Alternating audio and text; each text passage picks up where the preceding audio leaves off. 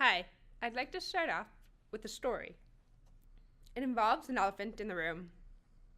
I had an argument with my supervisor. Maybe this sounds familiar. I'm training to be a clinical psychologist, and I was doing a placement with older adults, assessing them for various forms of dementia. As part of this assessment, we give them a battery of tests, one of them being a memory test. We read out to them a list of words, and we ask them to repeat them back to us, as many as they can. We then score up their results and compare them to hundreds or thousands of other people in their age group and see how they do. People who have dementia tend to do more poorly on this kind of test. So now it's really important to pay close attention to what your client says. There's a form of dementia that manifests as progressive loss of language function. Some telltale signs involve subtle articulation errors, so it's really important to listen carefully. You'll understand why in a moment, but I was in the habit of audio recording my clients' responses so that I could review them later with my supervisor. And then one day, we had a disagreement. The disagreement was about what the client had said. Because these words fall into categories, one of them being animals, you expect to hear words like lion and tiger, so you're primed to listen out for them.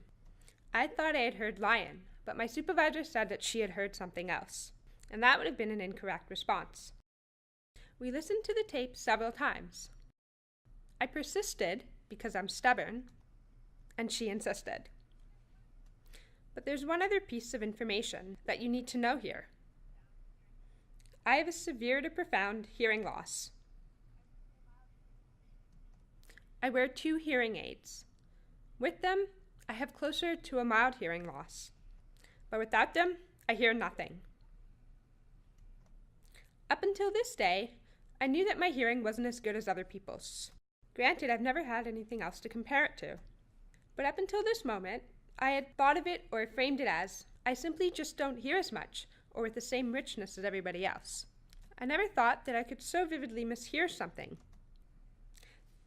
That day, I was forced to confess that my hearing was fallible. I have a disability. Certainly, much of the time it doesn't feel like a disability, and to most it's an invisible one, but here I was, facing undeniable evidence of a clear impairment. And I was quietly shaken up by this incident. It took me some time to process it, and the more I looked back on it, the more I started to see my day-to-day experiences and challenges in a different light.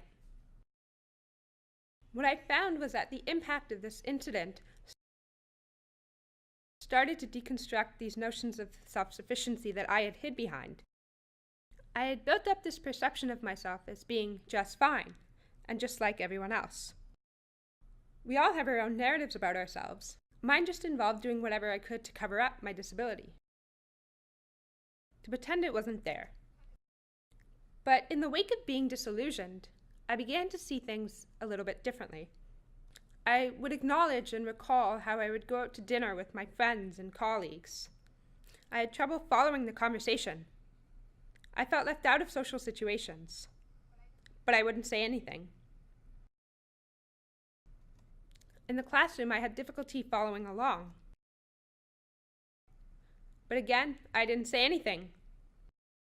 If I missed something in discussion, I would just be quiet and not put my hand up, so I wouldn't repeat something that was already said or say something tangential. And I didn't want accommodations in school, because there was no problem. I eventually got so good at this pretending that I forgot I was pretending. And for a while, this actually worked quite fine for me. And then I started graduate school. And in graduate school, the classrooms got smaller, the material got harder, and I couldn't just go look things up or figure it out on my own if I missed something. And I'll try to explain to you what it's like to listen with hearing loss. Let's give you an example. Let's pretend it's a Friday night and you and your friends go to hang out at a coffee shop or a pub. It's noisy, it's loud, and maybe there's some music playing in the background. And to me, the music maybe sounds like this.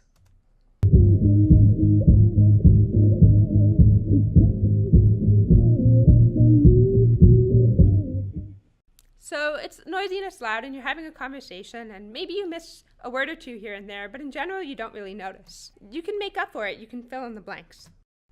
Now I want you to imagine that it's a little bit later, so it's louder, and your friend just switched the topic of conversation to something a little bit more serious.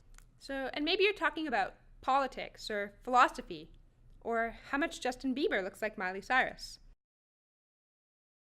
And now listening requires more effort. So not only are you straining your effort on trying to hear what the person is saying, but you're also straining your effort on trying to follow what the person is saying too. And that's a lot harder. And for me, it's like that a lot of the time. Even it's something as seemingly simple as footsteps clacking in the hallway. And just to give you another simulation or example, this is what a sentence might sound like to me.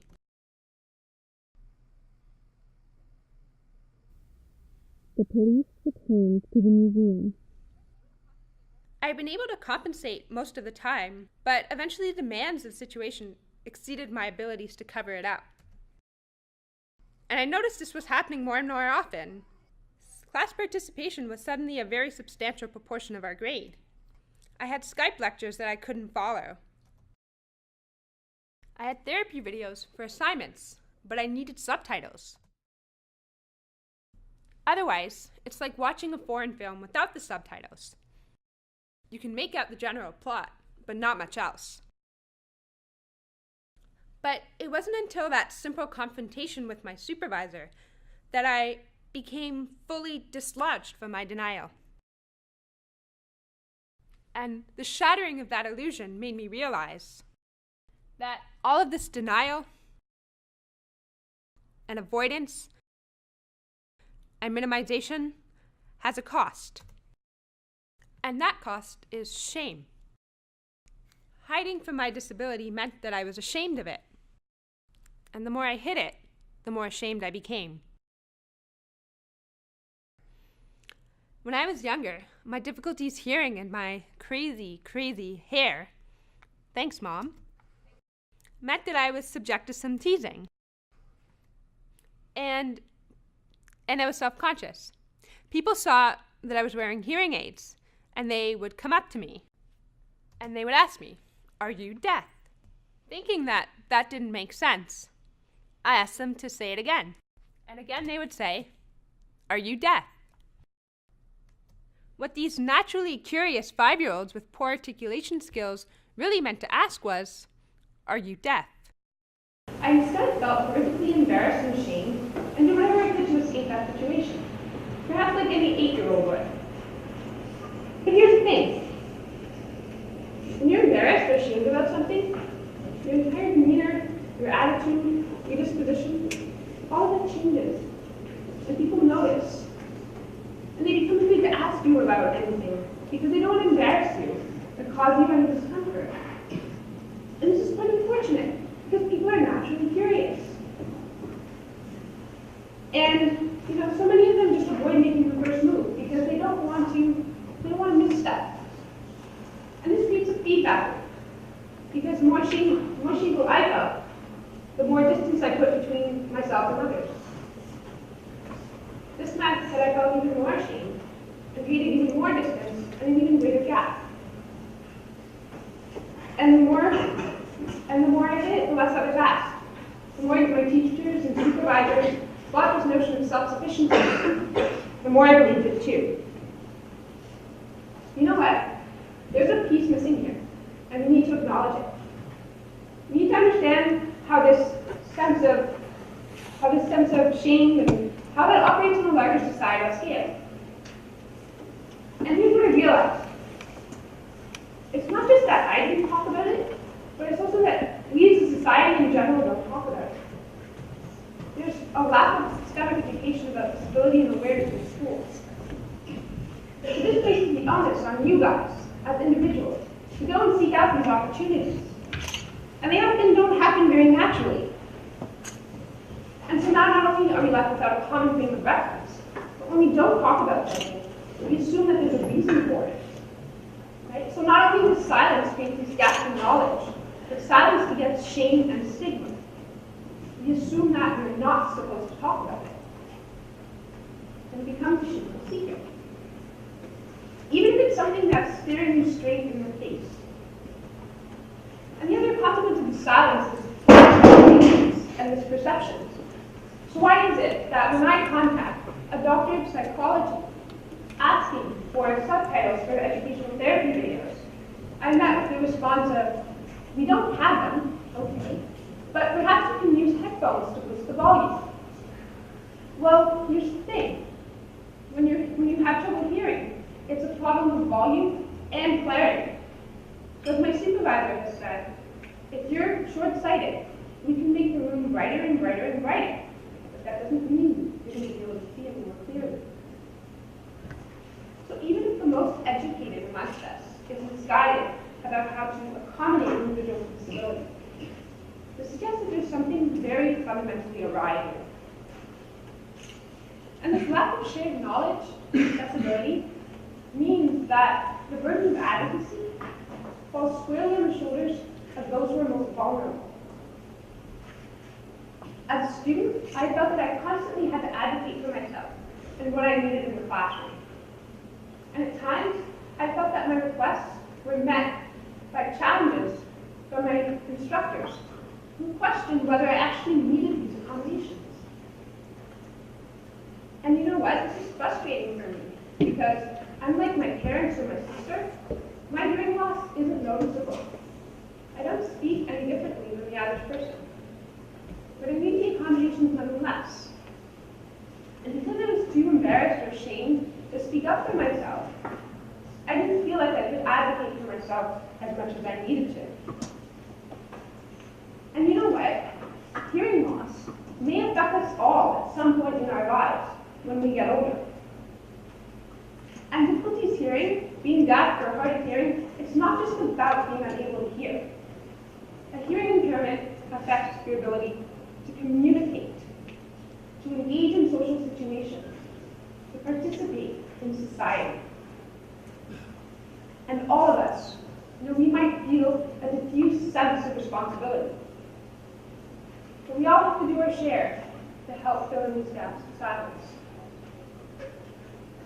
What would happen if we opened ourselves to difficult conversations about disability and acknowledged that this burden belongs to each of us? What would happen if we answered each individual call to negotiate a comfortable place for disabled individuals within our society? What would happen if we taught disability education and awareness in schools? I don't know all the answers. But what I do know is that one measure of society includes how well it treats its most vulnerable populations. Disability does not have to mean handicap. And so what can we do? Well, the good news is that if shame and embarrassment is an unintended consequence of not talking about something, then instead of ignoring this sort of dangling threat, we can instead yank at it. We can disentangle shame and disability by talking about it. And, this doesn't necessarily have to be an overly serious conversation either. Because we can achieve these. We can achieve this in ways that are both compelling and humorous. And I'll give you an example. Not too long ago, in the blistering winter, I was driving with 3 friends of mine to the movies. The car was parked along the sidewalk. I got into the front seat. My friend got into the passenger seat. I started driving. I hadn't gone far at all. And then I turned around to make a remark about the movie we were about to see. And then I noticed that the back seat's empty. And at the same time, I see that the other 2 friends are walking towards the car. And they're like, what happened here? Well, apparently I missed the part of the conversation where I was asked to pull the car forward a little bit because there was a snowbank blocking the entrance to the back seat. See, it was dark outside, and I didn't see. And in order to speak to me, I need to see you because I make lips. My friends know me very well. They know that. But sometimes even they forget. But it was a funny situation, and we all laughed. And we all learned something from it. And these opportunities come up all the time. But we're afraid to engage in them. Because maybe we don't want to remind somebody something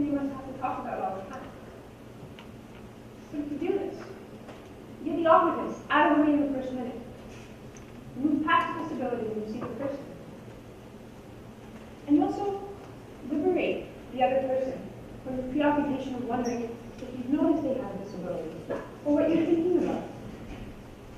And then you find that the elephant in the room weighs a lot less than you thought it would. And in the end, it doesn't matter where you start. Start anywhere, as long as it's somewhere.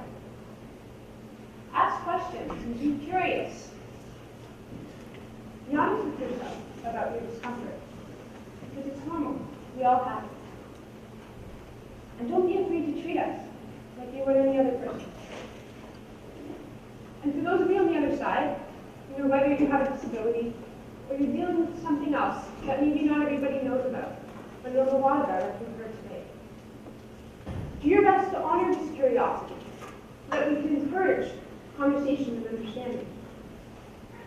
Share your experiences. Connect with people.